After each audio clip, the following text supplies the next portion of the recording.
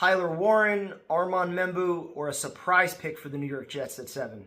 I've seen plenty of crazy mock drafts over the last few weeks, and I know every year we spend months doing these mocks, and the Jets often end up going in a direction that absolutely nobody saw coming. Last year may be the lone exception where much of the conversation was offensive line or tight end, Fashanu or Bowers. The Jets got their guy in Fashanu. This year I feel is absolutely no different as far as the New York Jets need to not overcomplicate the pick. Now, I know they have needs on both sides of the football, but you also just hired a defensive-minded guy as your head coach in Aaron Glenn, and you also have a guy in Steve Wilks who has plenty of experience as your defensive coordinator. So in theory, these guys should be able to get more out of less on that side of the ball.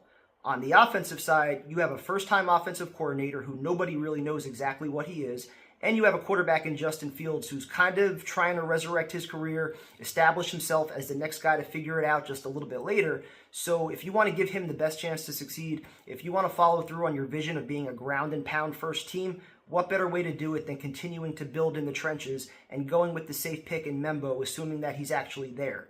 So that's where I think it gets complicated. If he's not there, then yeah, you got to explore other possibilities, possibly trading down, possibly looking at Tyler Warren, who I would not be upset with. I just think that when you look at the other tight ends that could be available in round 2 and possibly round 3 from Mason Taylor, Elijah Arroyo, Gunnar Helm, Fannin Jr., all these guys are capable of coming in and immediately contributing. Certainly not at the level of Tyler Warren, but guys that could also compete with Ruckert and Stone Smart, where you're going to have multiple tight ends on the field. But if you could have your 2 bookend tackles along with Tittman and a healthy AVT as 4/5 of your offensive line potentially here for the next 5+ years, to me, that is the perfect solution for not only how to build this offense, but to find your future franchise quarterback, whether it's Justin Fields or another young guy in a year or two.